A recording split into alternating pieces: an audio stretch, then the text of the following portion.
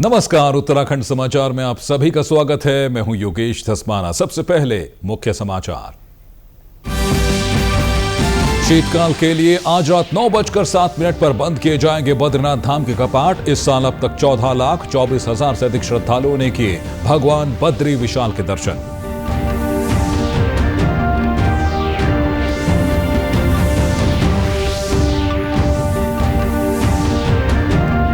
सूचना और प्रसारण मंत्री अश्विनी वैष्णव ने फर्जी खबरों से निपटने के लिए डिजिटल मीडिया की जवाबदेही का किया आह्वान। कहा, डिजिटल मीडिया अपने कंटेंट का समाज पर पड़ने वाले प्रभाव का रखे ध्यान।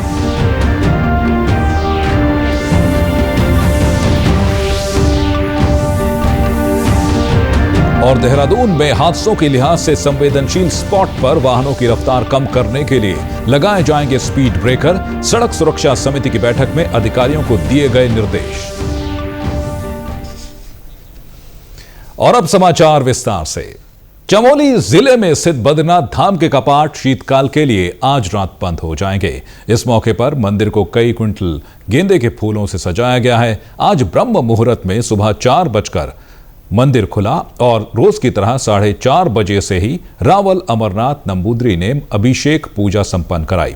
मंदिर में दोपहर 12 बजे का भोग लगा। इसके साथ ही दर्शन भी होते रहेंगे, क्योंकि आज दिन में मंदिर बंद नहीं रहेगा। मंदिर समिति के अनुसार शाम 6 बजे से कपाट बंद करने से पूर्व की पूजा अर्चना आरंभ होगी। देर शाम 7:45 पर मंदिर के मुख्य पुजारी माता लक्ष्मी जी को मंदिर परिसर में प्रवेश कराएंगे। रात 8:10 पर शयन आरती होगी और उसके बाद कपाट बंद करने की प्रक्रिया शुरू की जाएगी।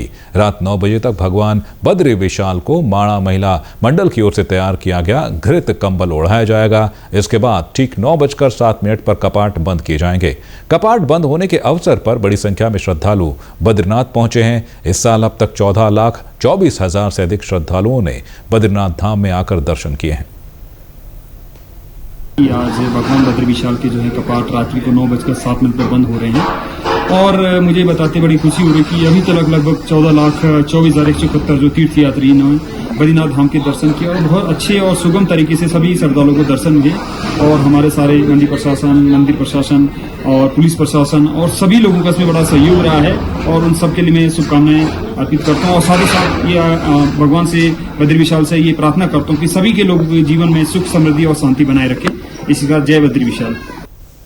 और वहीं दूसरी ओर कपाट बंद होने से पूर्व भगवान बद्री विशाल के दर्शन करने पहुंचे श्रद्धालु काफी खुश नजर आ रहे हैं। मेरा नाम जितेंद्र सिंह है। हम लोग सब मथुरा से चल के यहाँ आज बद्रीनाथ जी पधारे हैं। हम लोगों को बहुत अच्छे दर्शन हुए। बहुत ही जोश है लोगों में, बड़ा अच्छा लग रहा है यहाँ के। और ये हमें अवसर मिला कि आज हमें आखिरी दिन दर्शन करने का मिला। हम बहुत अपने आप में अच्छा फील कर रहे हैं। विशाल, आज हम यहाँ पे बद्रीनाथ जी के दर्शन के लिए आए हुए हैं। बहुत अच्छी व्यवस्था है यहाँ पे, बहुत अच्छे दर्शन हमको यहाँ पे बद्री विशाल के लिए। सब बद्री विशाल भगवान सभी पर अपनी कृपा दृष्टि बनाए रखें, मनोकामनाएं सभी की पूर्ण हो, आनंदमय हो, मंगलमय हो। जय बद्री विशाल। रुक करते हैं अगली खबर का। सूचना और प्रसारण मंत्री अश्विनी वैष्णव ने फर्जी खबरों से निपटने और लोकतंत्र की रक्षा के लिए डिजिटल मीडिया की जवाबदेही का आह्वान किया है। शनिवार को नई दिल्ली में राष्ट्रीय प्रेस दिवस कार्यक्रम को वर्चुअल माध्यम से संबोधित करते हुए उन्होंने कहा कि डिजिटल मीडिया प्लेटफॉर्म को ऐसे समाधान खोजने चाहिए जो उनके कंटेंट से समाज पर पड़ने वाले प्रभाव को ध्यान में रखते हों। The 4 big challenges that our society is facing.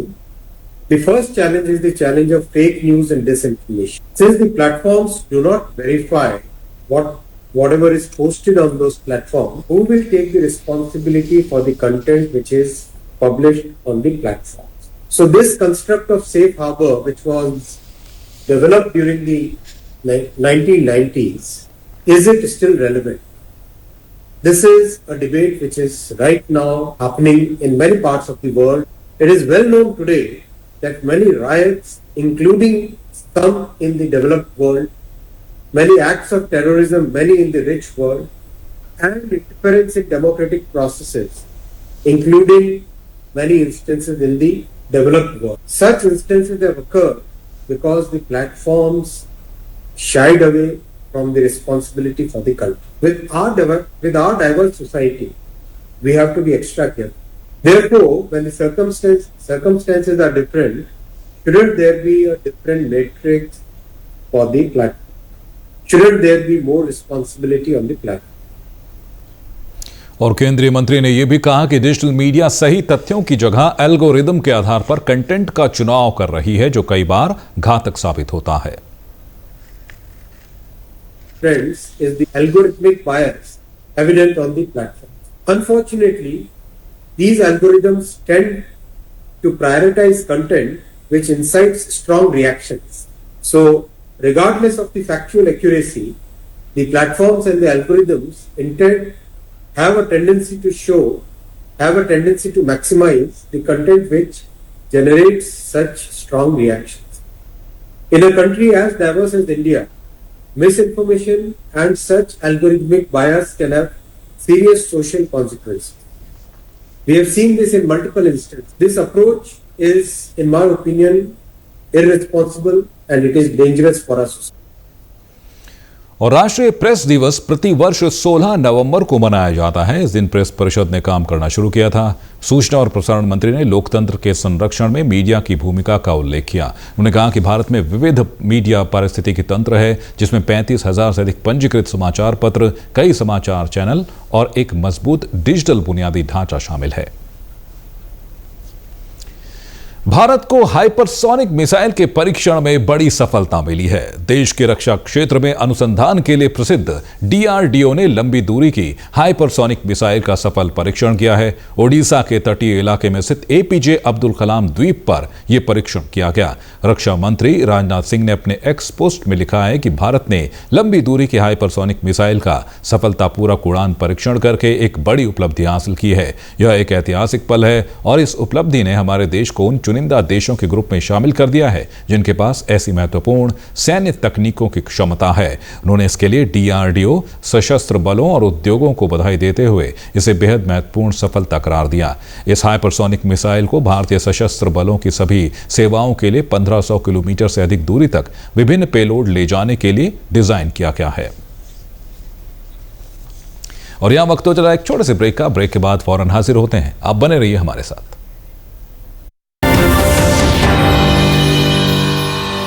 क्या आप भी इंग्लिश सीखना चाहते हैं, फर्राटेदार इंग्लिश बोलना चाहते हैं, अच्छे अंग्रेजी के मुहावरों के साथ साथ आम बोलचाल में भी अंग्रेजी का प्रयोग करना चाहते हैं? तो चाहे आप विद्यार्थी हैं, वर्किंग प्रोफेशनल या house maker, we are here to make your communication skills way better. संपर्क करें doctor Kanchan Negi, founder a brilliant English international institute, Dehradun.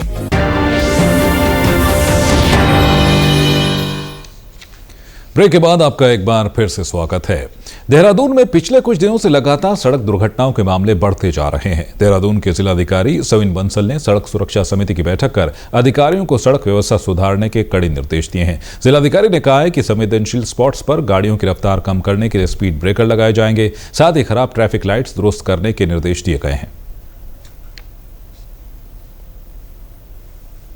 ऐसे कि वहाँ पे vehicles are force to reduce speed.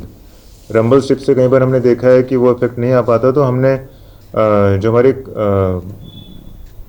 Traditional speed breakers रहे हैं बिटुमेन के, WBM के, तो वो लगाने के लिए निर्देशित किया है विद प्रॉपर मार्किंग।